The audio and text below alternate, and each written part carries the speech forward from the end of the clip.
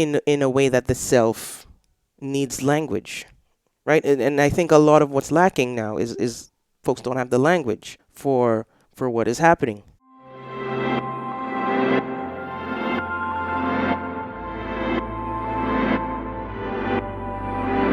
My name is Ben Charland, and you're listening to What on Earth is Going On.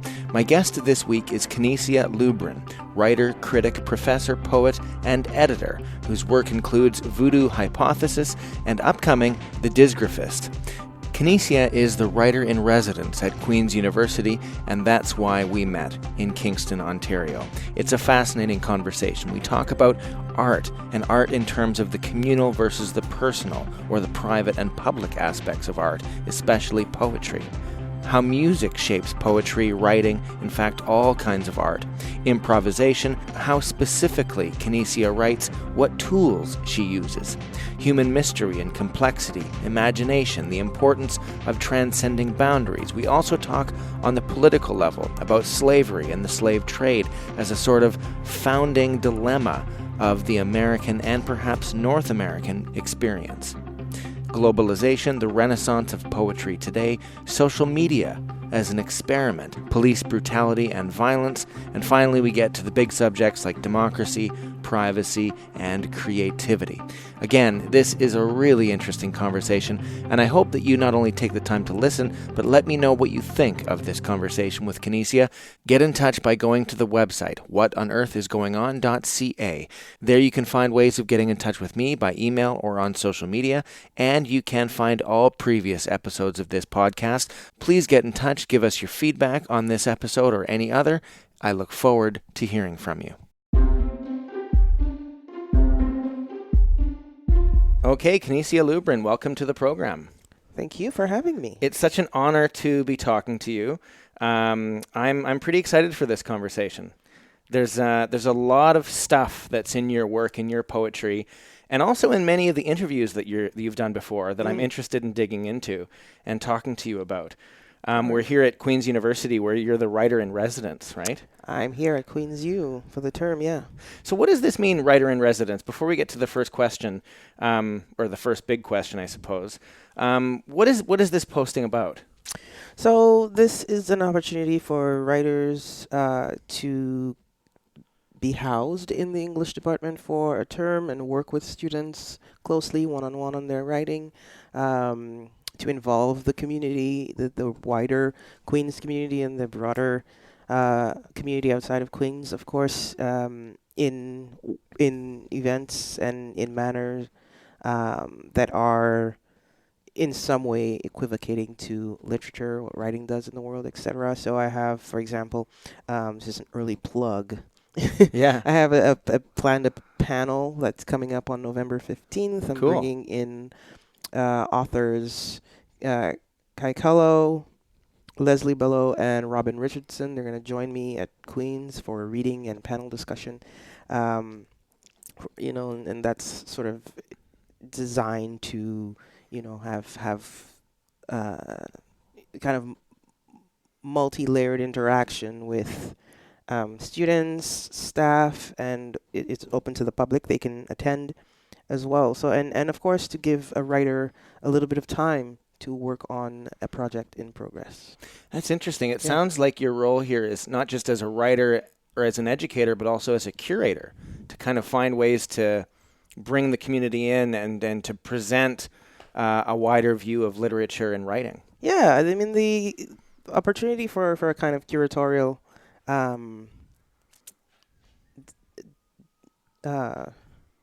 departure into something, I think, is really interesting because it signals back to the fact that literature isn't merely an isolating event for its creators. Right. It has a broader social life, and that includes a number of social and cultural contracts and interactions. And I think for writers to be given a chance to be a part of that broader life of the work that they put in the world is great. It's grounding. It's somehow bowing to the fact that the imagination is unencumbered even by its own processes, you know? Well, and also that the imagination too may be a collective act and not just an Absolutely, individual it's act. collaborative, highly collaborative. Yeah. Do you find that when you're writing poetry or when you're writing anything really, I mean, a lot of people think that of themselves as writing for an individual, that they're in a dark room writing for another individual in a dark room reading. Mhm. But do you find that there's other aspects to poetry or other aspects to any writing in which it's more of a communal art? I mean, a lot of poetry is done in spoken word.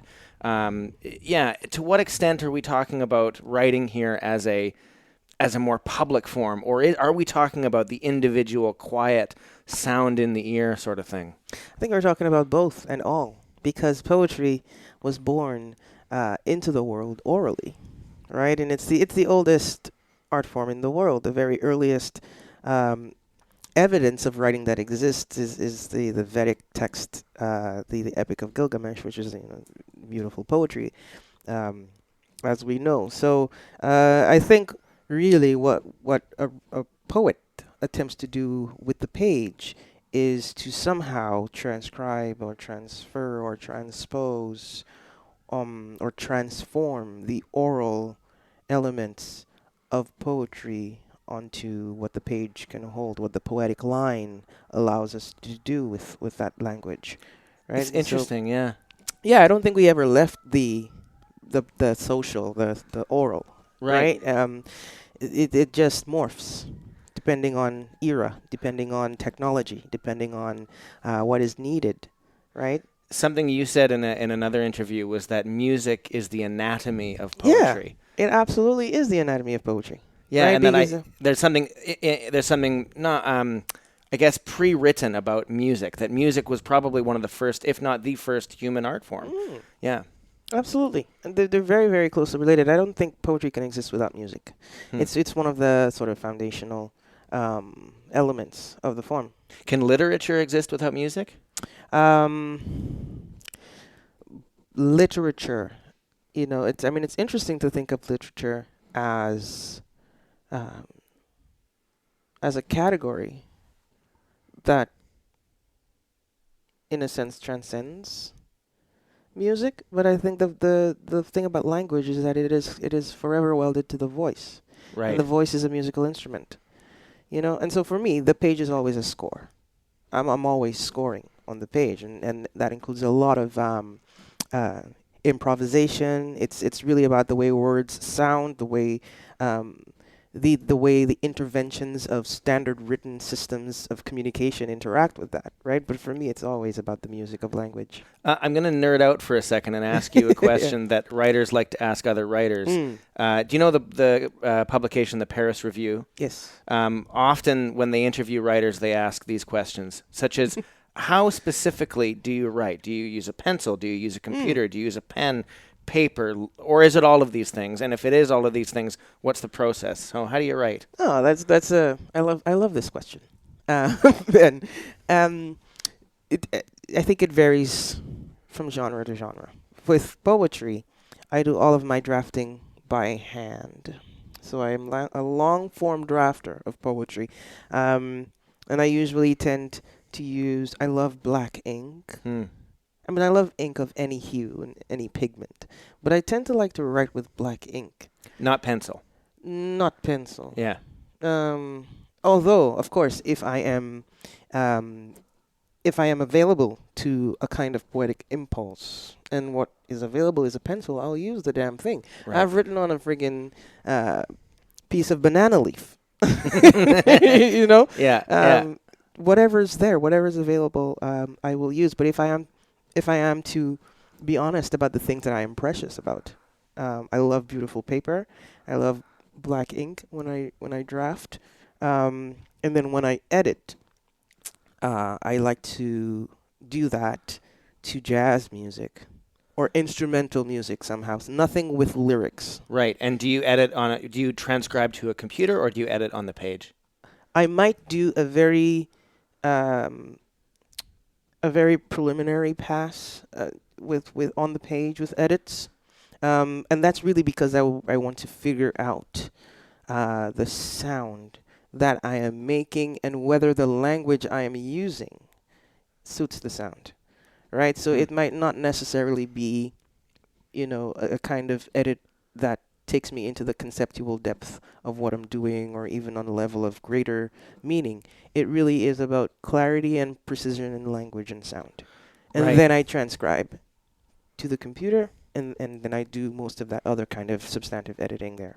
When you're writing on paper, you said that you really like the physical feeling of the paper, the actual paper.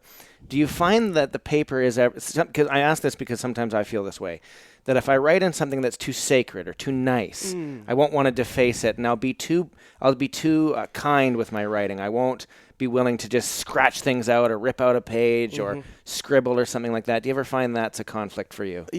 And when that happens, I tend just not to write in the damn thing at all. I will just, the very pretty things, I just leave them there. I don't write in them. Yes, because, I think I'm anticipating exactly what you just described. And so I really haven't tested the waters there. Right. Yeah. All of the beautiful, really precious paper and stock that I have nothing written in them. So the notebook that you have in front of you, is this typically what you'd use, or? Yeah. Okay, Yeah, so it's like a ringed notebook. Ringed notebook. I get gifted notebooks a lot. Sure. And, people who know you and they love you, they know what to give you. Or I have leather-bound notebooks, that I write in, and I cannot draw. That I say to myself. I'm the same.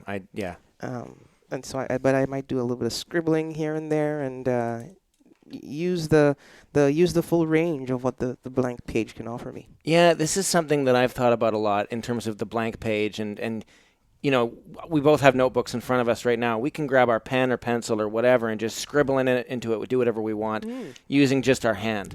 There's something about a computer or a tablet or a phone where you're restricted. Yes, if I were a programmer or just a tech wizard, there's a lot I could do with a computer that I could never do with a blank page. Yeah, obviously, our world is composed of things that are done on computers that could never be done on a piece of paper. However, I can't be creative in a computer in the way that I can be creative on a blank piece of paper. Yeah. And it's that whole right brain, left brain thing where the editor comes in on the computer for me, but the creator needs to kind of splay out onto the page.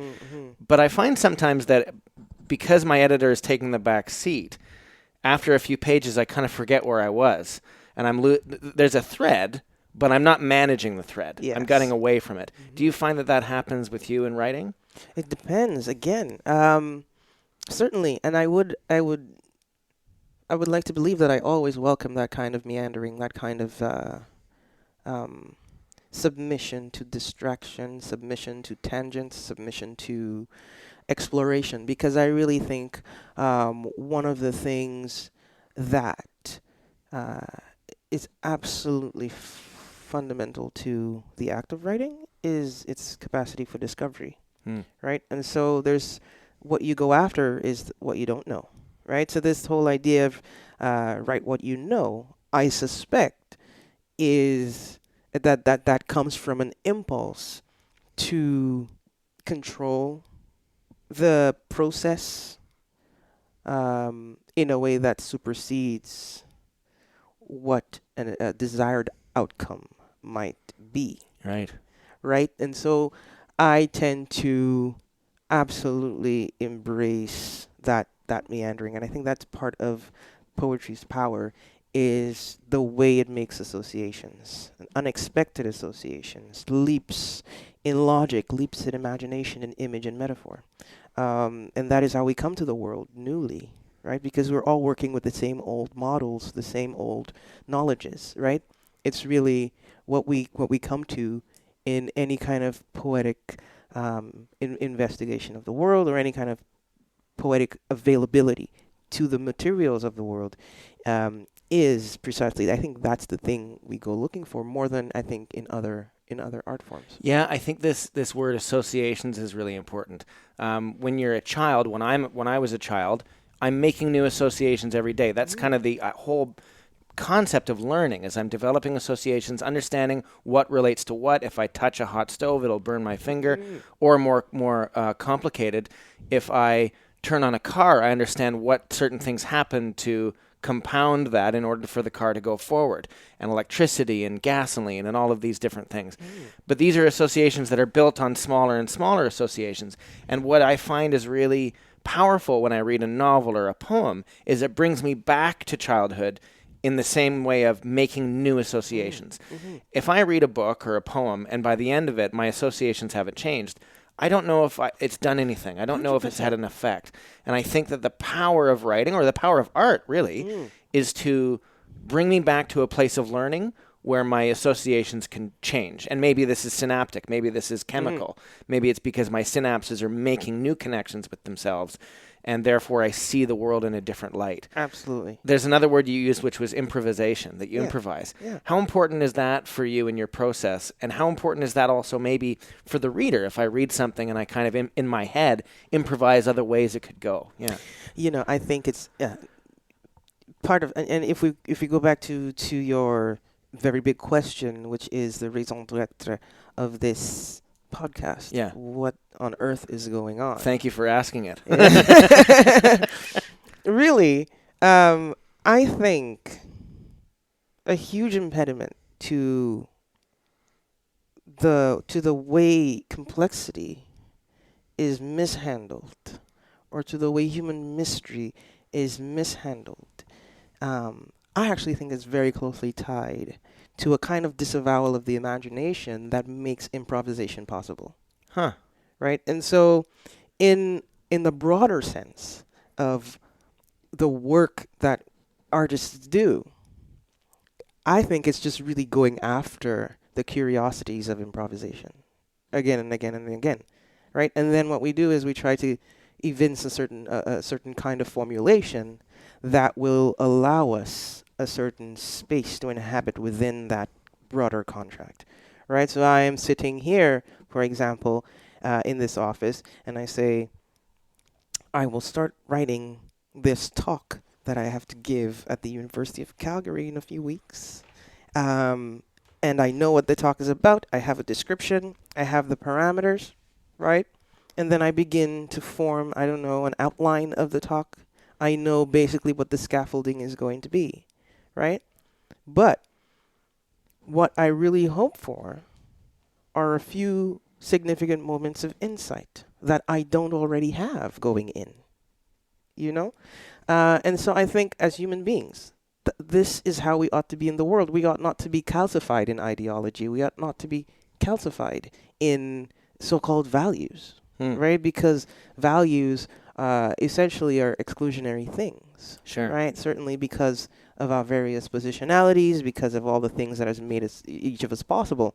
The things that allow us to transcend those boundaries and those expected mores is improvisation, is curiosity, is imagination. And you mentioned that, so curiosity, imagination are being mishandled. Yeah. And I think that's a really good description of how. And why is that happening? Or do you think, first of all, that that's a new phenomenon? Or do you think that's something we've always been doing? Or do you think it's accelerating today? And if so, why is that? I'm not sure what, this is a very good question. I'm not sure what the answer is, but I suspect that we've always had this sort of relationship to the social structures that we are born into, But I think there is a particular historical amnesia that is significant to this moment that we're in. And I think it is one that disavows what has created the modern world that we have, which are very extreme atrocities. And one of the most recent would be something like the transatlantic slave trade, right, which I think should be the main prism through which history is taught, world history is taught now, because really we're dealing with the aftermath of all that and the kind of continuing what scholars like Christina Sharp and Saidiya Hartman call the afterlife of slavery, of that biggest, historical event. And so I think part of it really has to do with the fact that there's so much dampening of the truths of those histories that people don't know what to do with whatever there is coming up now. Yeah. And there's an opportunity there to reframe our historical understanding. For example, there was a New York Times article, I guess it was a few weeks or months ago, which said that it was an American, obviously, perspective. And the American idea is that this country was founded in 1776. That was the beginning of America. But this article said, well, really, we might want to reframe that and say that the founding of this country really was in 1609 with the arrival of the first slave ship across the Atlantic in what would become the United States. And the reason for that is because that became the critical flaw of that country and the critical struggle, and the one thing that country still to this day is learning to overcome. So if you're looking for a founding myth and a founding moment, a birthplace, you could look actually to 1609. And like you said, the transatlantic slave trade is such an important prism through which to understand modern society, modern Western civilization, because this, I just can't imagine someone living in the 17th or 18th centuries looking at slavery and going, that's okay, that's morally fine. I can see people trying to justify it. I can see people writing books about how it's okay. But I can't imagine anyone would deep down think this is okay. Yeah. Unless they were completely delusional. But there are people who have cognitive dissonance today about atrocities as well. Yeah, and and that's the thing, and there's something that sort of delineates that understanding, I think, from what we term globalization, because really that is what led to globalization. It is a global phenomena. It has completely shifted a lot of what we think of as the modern world into this what we have now, and all of these. I don't think it's a coincidence that the what we like to call populism, or what's commonly understood as fascism, etc., erupting all over the world right now. It makes absolute sense that all of that is happening simultaneously. Right. Because again, it didn't stick to the center or the gravitational center of the United States, or moving from the England over to the U.S. and the Caribbean. It's something that had world-reaching effects, and so that kind of thinking, I think, is something that a lot of people would need to come up to the task of holding, and it's a lot. Right, so there's a lot of learning that needs to happen. Of course, there's going to be a lot of resistance to it because it's difficult stuff. It's hard stuff to hold for any human being. But I think that the thing that needs to happen is not necessarily to constantly discipline and scold. It ought to be something else, something more generative, something curative. Yeah. Right? Yeah.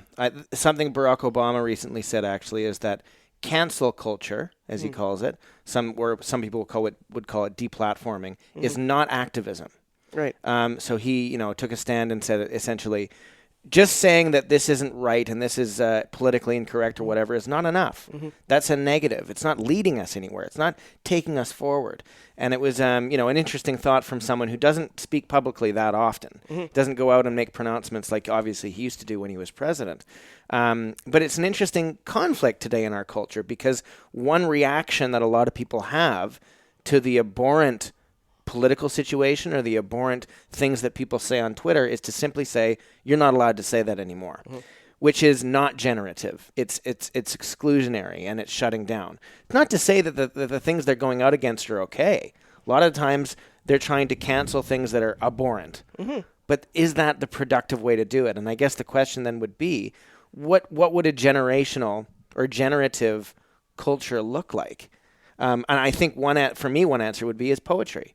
Writing poetry, being imaginative, following your curiosity, and digging down, as you said, into those unknown places and seeing what we find in ourselves and in other people, in the group that we're in, etc. Yeah. And the poet in me very much appreciates the fact that you're, falling back on poetry, as a particular response that might be more generative. And you're not wrong, because again, I don't think it's a coincidence that now there's a so-called renaissance of poetry, or resurgence of poetry all over the place. It's a hugely popular art form now. I don't think that is a that's a coincidence. Sorry, I don't think it's mere coincidence. I think it's Yeah. absolutely causal. There's something um, related to the two things, because poetry is about complexity. It's about putting us back into the complexity of ourselves and um, making us attend to the world in ways that are bigger than just ourselves, Right. right? But also in a way that the self needs language, right? And I think a lot of what's lacking now is folks don't have the language for what is happening, Mm-hmm. for whatever is happening on Earth. But I don't agree with Barack Obama, actually, with his critique of so-called cancel culture, because his response is just as reductive as the so-called um, pitfalls of cancel culture, right? Because it's a lot more complex than that. Social media has made a lot possible, Yeah. right? And I don't to erase that to me seems bizarrely misguided, right? But at the same time, to suggest what is or isn't activism, um, in a sense, is to shut down the conversation before it Right. begins. He's doing exactly He's doing what. exactly what he's criticizing other folks for doing. Yeah, of course. And also because he recently came under a lot of social media fire for war crimes. The war crimes under his administration. Like with In drones the US, in with the Afghanistan. drones and yeah. And so one could see certain correlations that one cannot ignore. Yeah. Yes, it's like a way to fire back and be like, whatever, you're gonna, And so I think social media certainly has a role to play, but it does tend toward the oversimple, Right. and I think that's just built into the technology, and it's an experiment. We have to remember that social media is an experiment, and we're all participating in this thing that we don't even know what effect it's actually having Yeah. on us and on the world, but it's certainly remapping a lot of our interactions, Yeah. right? And so, yeah, it's a really interesting thing to think about. But yeah, poetry does have that capacity for keeping us in complexity and for at least asking for our engagement or leaving the door open to complexity. I like that because it's complexity through the imagination as opposed to, well, science can be imaginative too, but Absolutely. but if I'm looking at the complexity, say, of particle physics, obviously it took imagination to get there, but it's not necessarily igniting my imagination when I'm looking at the mathematical formulas. Mm-hmm. But there's something about poetry though that is accessed through the imagination to get to that complexity. So my background, at least in the early days, was in the theater.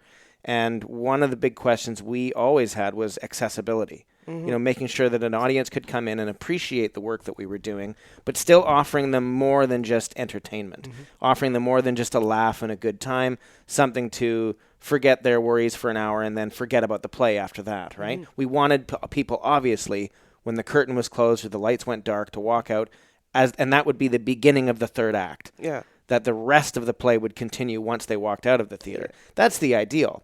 But then we get to this question of accessibility, and that the more complex you make a play, whether it's the script or the performance, the movement, you can reduce the so-called accessibility. And this sort of, teeter-totter of accessibility and on one side an entertainment, but also the meaningful impact of it. And, your poetry is very referential. It's very intertextual. You obviously have not just read a lot of work, but try to use that other things that you've read, reduced sometimes their meaning, and stripped it away, and then try to use it in your work. But it's still there. It's still referential. And that adds to the complexity. And so if I read a poem and I haven't read anything that you're referencing, it might be less accessible to me. I'm lucky because I've read a lot of the things that you reference. But I wonder if you struggle with this, or if it's not your struggle, if you think it's not my problem, that's my editor's problem, or my reader's problem. How do you deal with this question of complexity versus accessibility? Yeah, it's a very good question. I wonder if I can start by asking you a question. Sure. What is a play that you think balances that equation very well?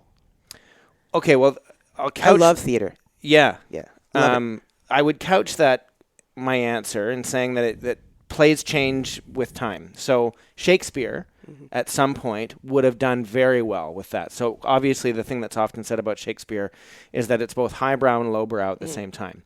Today, 90% of Shakespeare is inaccessible to most people because it's just difficult to understand. Someone in 1604 would watch Hamlet and get it, regardless of whether they were living on the street or living in a palace. So I think that in some aspects we can look to that and understand why a really good story with really interesting characters, but is still trying to say something meaningful. I think that answers that question, but not necessarily today. Right. So are there plays that do that? I think so. I think a lot of modern British drama would do that. Jez Butterworth's Jerusalem, which was on in London, I was living there when it was on, is a fantastic example of something that is riveting. You're on the edge of your seat. You're having a blast, but it also is hitting you in the heart. Doing what Roland Barthes called a punctum. It's puncturing you. It's wounding you and making you think about something you might not be comfortable to think about. But it's still wildly entertaining. And that's not necessarily just the script. That's the actors as well who are making it so. So yeah, I guess that's what I would say. I mean, I have other examples too, but that play may not have the same balance in 50 years as people change around it. Right. Yeah. Certainly. And I think that has to do basically with all art. All art is of its time, and the things that transcend those times, I think, are what we could hold as craft-specific things.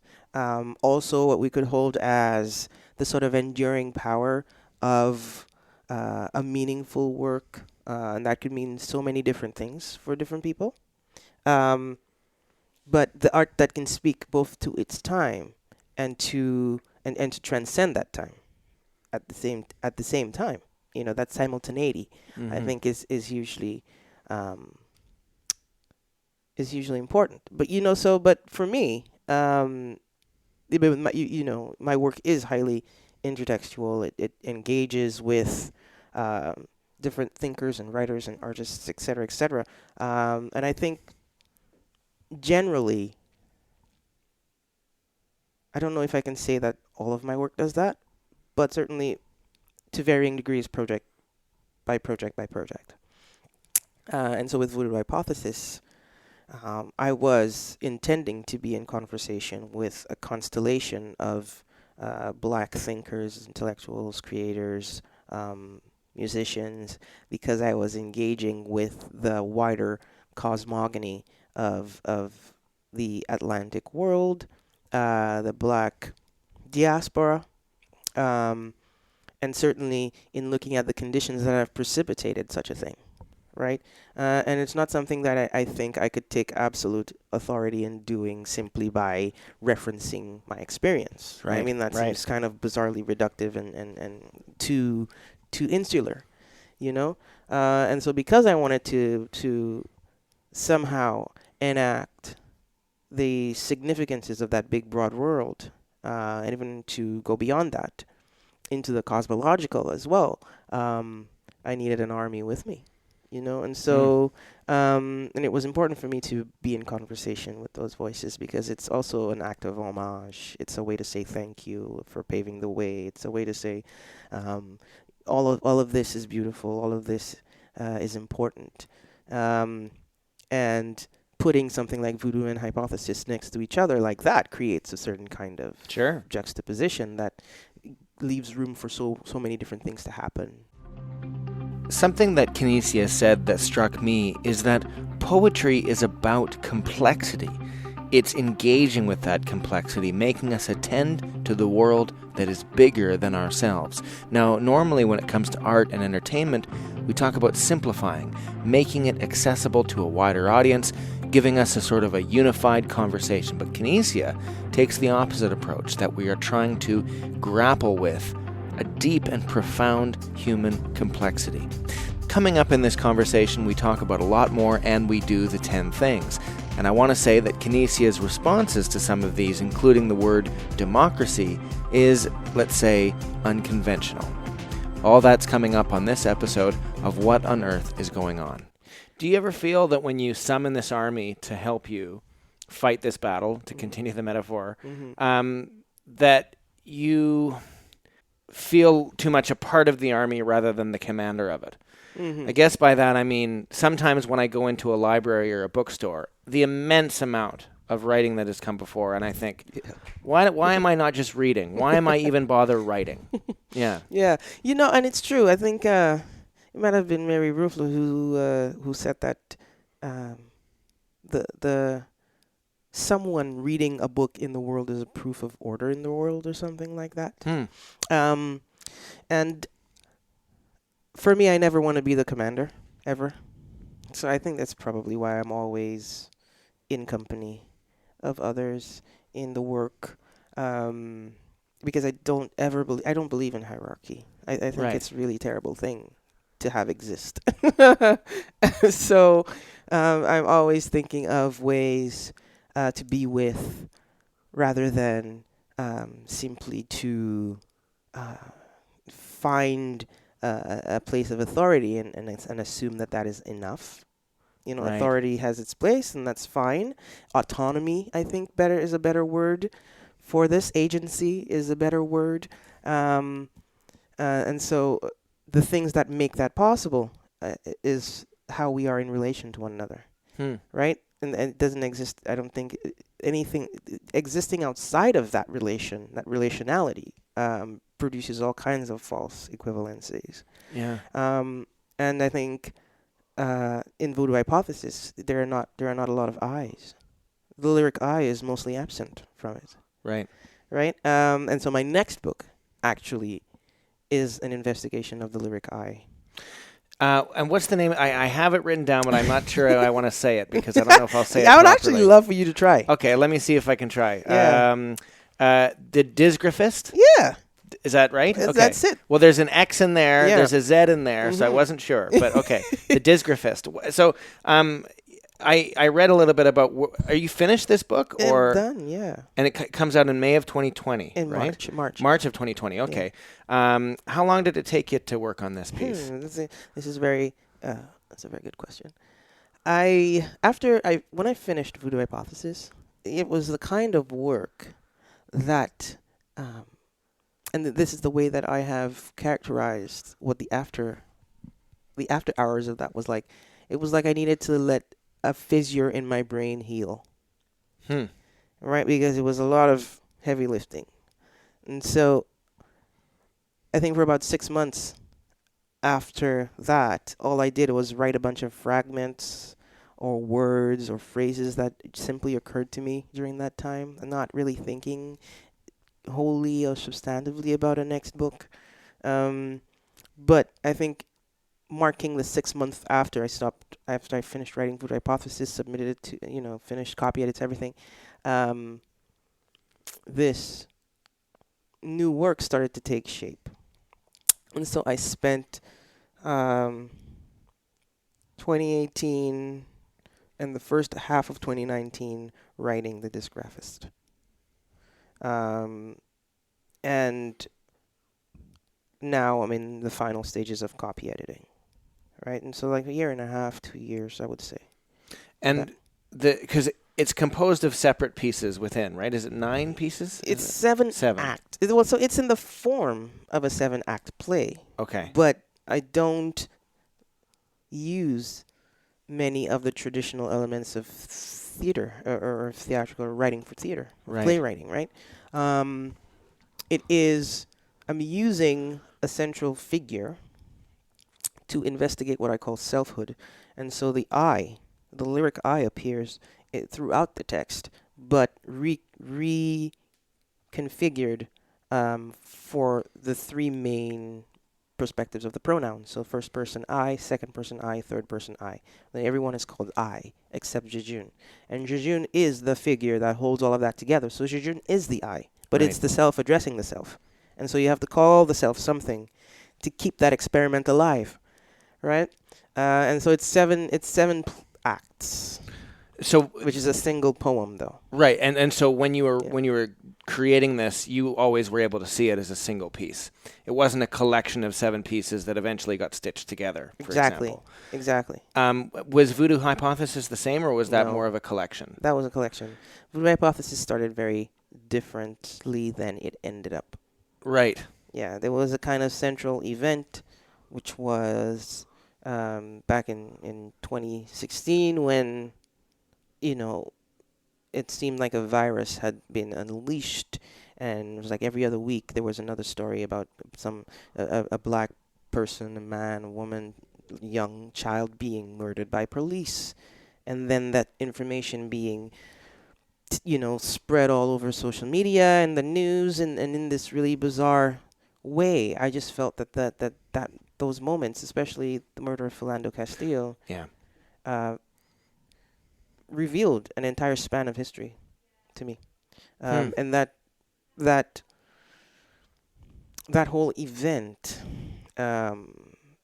put me in a place of extreme grief. I had a lot of anger about it, and so that put me in the text, in Voodoo Hypothesis, in a new way. I think all of the themes were already there, but what rose to the surface was because of those few events over that summer, and so I rewrote about 95% of the book. Wow. Okay. And were some pieces before that separate pieces that may not have been related to that were brought into the thing, or was it always seen within under that umbrella? It was all under that umbrella except Polite Uncertainty, which was written after I was done with the book, and Okay. it was written basically as a joke. It was my editor's partner on Facebook, who's Bianca Spence, is a good friend. She had challenged Mayor John Tory of Toronto to take the subway in the extreme heat, etc. Right? And so finally that thing happened. And another poet friend, Jake Mooney, put something up on Facebook, and then there was a conversation that ensued, in which someone made a joke about writing a poem for Bianca Spence, and with the news story of her ride with the mayor Right. attached. And then she made a joke back, being like, "No one's ever gonna write it, whatever, etc." And then I just did it. I just wrote the thing, and then I got it started. People started responding to it, and then my editor emailed me and said, "Why did you do this on Facebook? This should go in the book." Right. I wish you hadn't done that. And I said, "Man, it was just a joke. If you want to put it in the book, that's fine by me." Yeah. Yeah. The reason I ask that is because if you're like when you're sketching, for example, you're just writing fragments or words or putting things in your notebook, being creative, right? Sometimes the greatest impulse or the spur to creativity is idleness and just sitting in a room and having to play for a while. Yes. How do you know when something that you've written is worth taking to the next step? And how do you know when it's just something that was like doing scales on a piano? I think when the two things coalesce, when the doing scales on the piano becomes something that is worth taking seriously. And do you know that like in It's your an mind, or instinct, it's I an think. instinct? Yeah, and I'm responding to very craft specific things. Right. Like what is for example, if it's a poem, because I write in other genres as well. If it's a poem, I'm looking at the work of the line. I'm looking at the language. I'm looking at the diction, the syntax, the music, the prosody. Mm-hmm. Yeah, and I know how to measure those things as an editor myself, and as a practitioner and someone who's been reading poetry forever. I have come to inhabit the language of poetry in a way that allows me immediate access or immediate cohabitation. And are you able? Is that impulse the same impulse? Because you work as an editor as well. Mm-hmm. Is that the same impulse you use as an editor when you read a poem, or is it something more personal because you've written it? I mean, maybe that's a self-evident. That's a great So there is a distinction for sure. If that's why you need an editor, right? I mean, most of us who are still in the early hours of what we're doing need editors, and some people have lifelong editors, and some people grow out of the need for an editor because they're just so matured in the craft, that they're very good judges of the thing. They've had decades practicing it. They can figure it out themselves. Um, I think definitely, like, my editor for the next book, and Paul Vermeer edited my first book. Dionne Brand edited my next one. Um, that's an invaluable, I think, part of the process, to have someone who is not you, who can look upon the work and say, I imagine this is XYZ, or who can ask a question. And what that is an attempt at greater clarity, right? And because we're working in an art form that is, and especially because I write mostly in the lyric form, it is a thing of quite fickle composition, right? And so I don't think I would 100% trust my own instinct, because you're in the work and you're seeing it a different way than if you were not the one creating it. Right. And so, yeah, I think I quite value a lot the eye of the editor, and it's really an editor who can see the work really for what it is and what it's trying to be, because sometimes what you think you see is not actually there. It's in your head, because you're conceiving of it and you're trying to bring it upon something outside of the brain. Right. And so the synapses that go from inside the brain to on the page, there's so much interference with a lot of things. Yeah. You mentioned Dionne Brand, Yeah. who you've mentioned in many other interviews before as sort of someone you've looked up to, someone you've been inspired by for a long time. Is that, and now she's an editor? Is she the editor of the Disgraphist? Yeah. What's that been like, to work with somebody who has inspired you for so long in this capacity? I actually struggle to say that I have been inspired by Dionne Brand. It's something much bigger than that. Yeah. I did not. I would actually call it a salvation, because I always loved story. I always loved writing. My grandmother, formed, kind of helped me form that early sensibility about writing and story and language and music and language. And growing up, when I came to literary poetry, I always thought it was something of the gods that I shouldn't touch. I shouldn't write it. I can certainly read it and enjoy it, etc., and be confounded by it, and on the full range of things, but never should I write it. Kind of like an empty, beautiful book. Yes, precisely.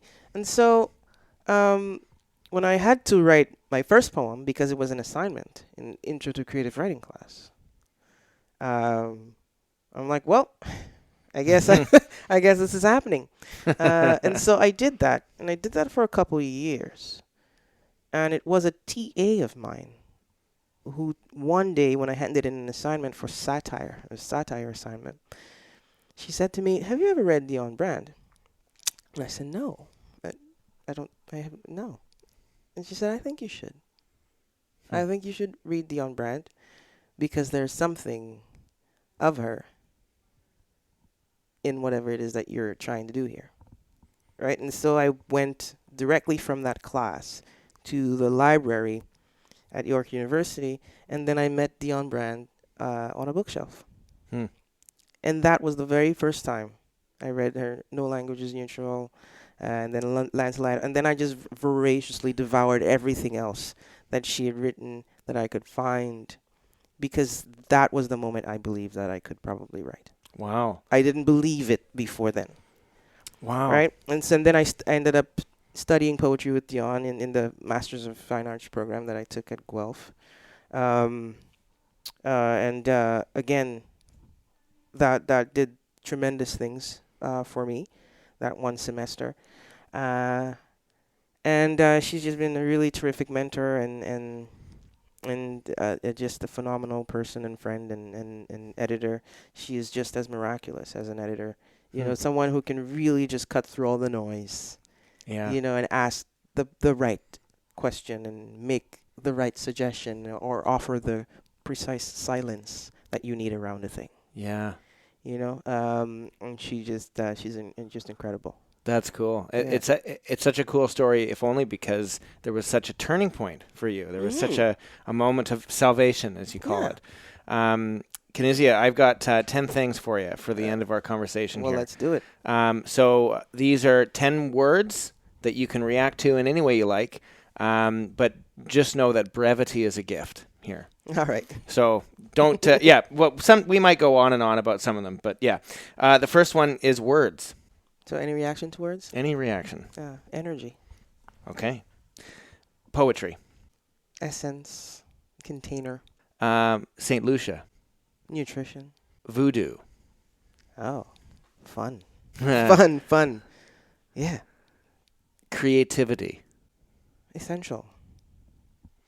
Why? Yeah, I think creativity is essential to humans and to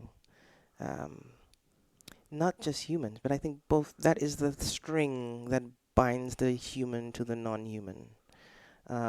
Everything from the rock to the tree to the water and the air and whatever it is that we claim to do in all of our, all of our imaginations about what it means to be human in the world and in the universe. It depends on creativity. Cool. I like that. Okay. Democracy. Fake. How Fake so? news. I actually don't know that democracy exists. Because I think a lot of the things that we are told is democracy are illusions.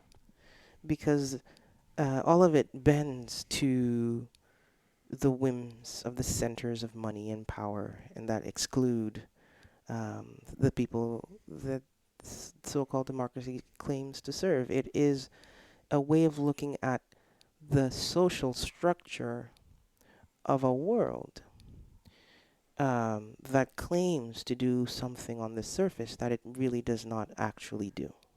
And so we're just in this weird, strange dance, this strange ideological dance that a lot of us are out there looking for the evidence of and cannot find. Yeah, in a way, democracy is the mask that we put on something that is not that. It is not that. But we want to believe that it is. Exactly. I often use that word in these 10 things that I bring up at the end, and usually the response is something like important. We have to defend it. We have to protect it. We have to nurture it.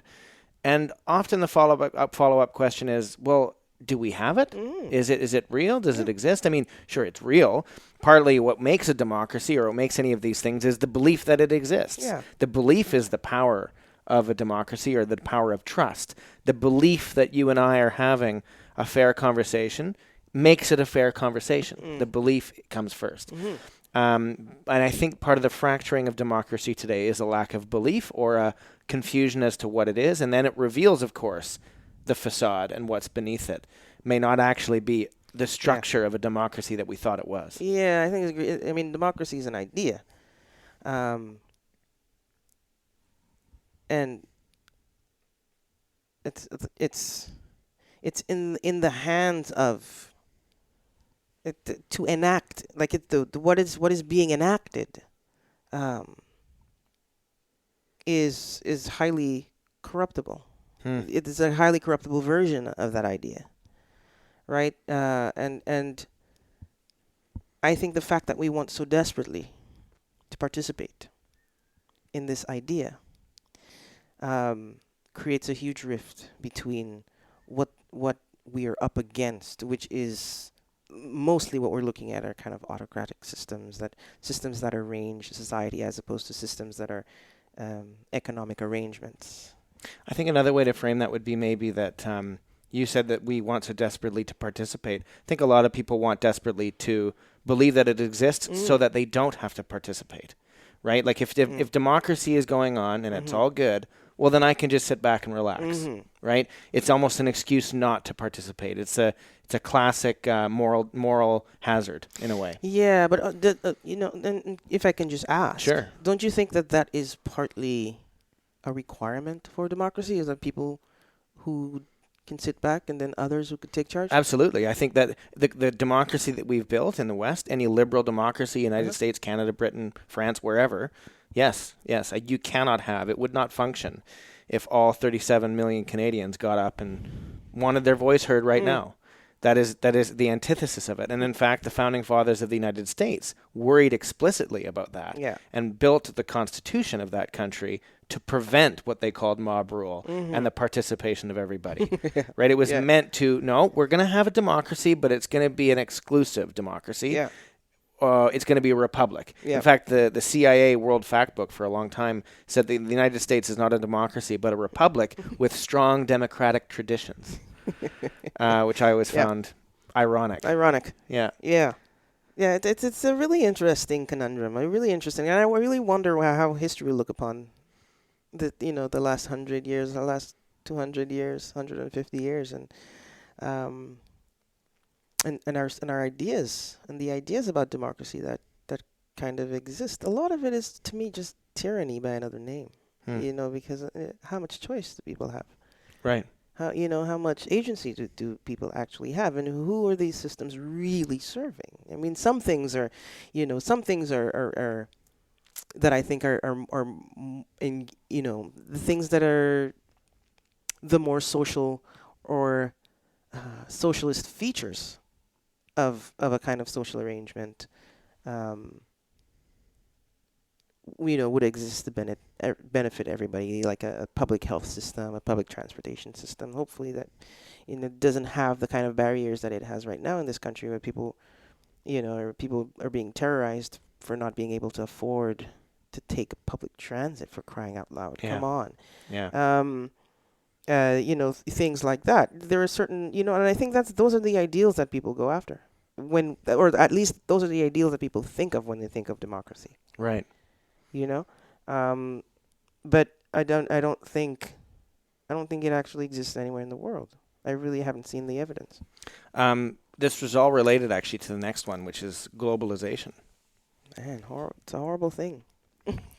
It is monstrous. It's a monstrous thing, and I think it's because capitalism is a monstrous thing. It on the one hand, it kind of collapsed geographies in such a way that you can have any kind of virtual imaginary, or a virtual imagination about anything. But I think what globalization did is it kind of opened the floodgates for a kind of unfettered romance with the most destructive elements of capitalism and production and progress. And I remember my high school graduation when the guest speaker that we had come in was talking about globalization is the way of the future, and it's like the greatest thing ever. I just remember, I was a valedictorian, and I just remember thinking that is the scariest thing I've ever heard. And even then, I did not have any kind of profound or comprehensive understanding of what globalization was. I mean, it was kind of in the early 2000s, 2001. I just remember feeling a profound sense of fear about it, and I could not understand why it was being praised in the way that it was being praised. Was that maybe the scariest part, was that it was being praised? Like the fear of other people's rejoicing in something that is... Yeah. It could be that too, because I also got the sense that a lot of the talk that was happening about it, especially, certainly with what the guest speaker was going on about, seemed highly speculative to me. And the kind of surety, the kind of absolutism in it, for me, was really scary. Yeah. Because, my 17-year-old brain couldn't wrap around the what was really at stake. Although I just suspected that it was something monstrous. Yeah. What I find often frightening when I think of, when we talked about at the beginning of this conversation, populism, fascism, that terrible things that people say and do, what's often scary is how people think it's good. Yeah. Right? How that Fox News will simply say, this is great news. Mm-hmm. The very same thing that I would say, this is horrible news. This is part and parcel of the polarization we're experiencing in our politics and in our society today, of course. But I think this is part of the fear. I wouldn't be so afraid if everyone else wasn't so happy with it, or not everybody else, but a huge chunk of people weren't so joyful about these events taking place. Yeah. And also, it's sort of, I don't think there's any kind of broad swept ability to recognize propaganda Right. for what it is, and a lot of that I just think is just a lot of propagandizement of a thing that is supposed to sell you the founding sense of the so-called nation state, right? And the nation state should never deny itself. Why should it? Even if it, you know what I mean? Because it just wouldn't. It'll crumble. The whole illusion will crumble. Sure. If the nation sits, It must propagandize it itself. must propagandize itself, Yeah. right? And I think a lot of the institutions that exist in relation to the nation state delivers that propagandizement. And it's interesting. I mean, we could say the same thing about Facebook, Twitter, Instagram, whatever. They must propel you to engage more. They must keep you addicted to the screen. If they weren't, they wouldn't exist. They would fall apart. If a corporation didn't pursue as much profit as it could, it wouldn't exist. Truly. Yeah. And also, this idea of self-cannibalization exists in economics, right? But that only happens if the company, in its nature, views the risk as hugely, hugely rewarding. Right. Right? Like what Netflix did. Netflix was it was kind of like a Blockbuster before. It was like a place that you can just mail videos to your house, right? And what did they do? They self-cannibalized. They went to streaming. They found a different technology, but it was in effect an extension and a way to make what they were doing a lot easier and a lot more effective. Right? Right. And so, right? Even if that self-cannibalization happens, it will be to make the thing even more effective. Right. It will not be to fundamentally change its nature. Right, to sharpen the tool, not replace it. Exactly. Yeah. Okay, the next one, privacy. Oh my gosh. You don't have to go long on this one. No, but it's a nightmare. I think we're in the middle of a privacy nightmare. How so? With all the technologies, there's CCTVs everywhere. Our entire lives are being monitored. Every app that we use has all the information about us. Our phones are listening to us. We go to somebody's house. We don't know if they have an Alexa somewhere picking up everything that, I mean, it's just we live in this really, really, really scary time for privacy, right? Is privacy important to you as an artist? Very, very, Like, very. is it necessary? It's necessary, yes. Like, would you be able to create without it?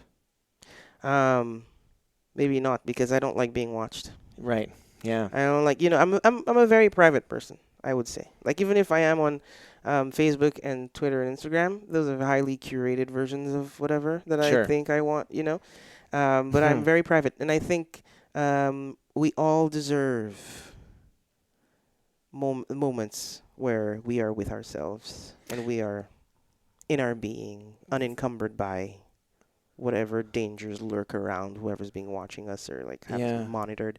How could we, what do we become if we're constantly being watched and aware that we're constantly being watched? Well, that's 1984, George Orwell. Constantly being watched and constantly having to perform. Never being able to just reduce yourself to who you are. Not reduce yourself, but become who you are. Yeah. My greatest fear of this privacy nightmare, as you call it, which I think is a really apt description, is it will nibble away at our creativity until we don't have it anymore. Because creativity for me is when I can just scribble at a page and no one will see it and I can throw it away. It's the whole idea of having a diary when you're a kid that no one else is going to read, and why it's so horrifying if your brother or mother or uncle or something finds it. And there was I love how you say that too, that your Facebook and Twitter or whatever is a curated experience for other people. It's actually reminded me of Chris Rock, a quote from him he said, When you go on a date, you're not meeting someone. You're meeting their PR person. Yes, right? true. You're meeting. You meet them later on. You're gonna. Well, hopefully you'll meet them later on. It might take you a couple years, but the first glance of somebody is who they've constructed for you. And Facebook, Twitter, Instagram, whatever, is just an extreme version of that.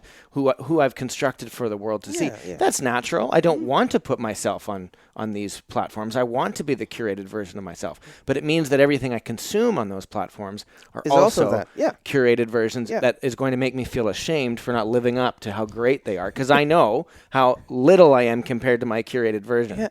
Yeah. Okay. That's why I put up something absolutely ridiculous that, every now and again. Just to throw a curveball in there. I do that. That's good. Yeah. And it's funny. So we can keep this one short because we've already discussed it, but the next one is social media. Oh, another huge experiment. Experiment. Let's just leave it at that. Yeah. Last one, listening. Oh, it's another essential thing. I think it's it's a non-negotiable, I think, for a species like humans. And I'm sure that all the other, everybody else in the animal kingdom is listening. Yeah. Right? Survival is based on it. Yeah. Yeah. And so we can't not listen. We ain't gonna have to. Do you think that listening, does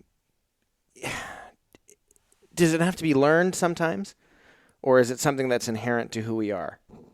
Do we have to practice it, I guess?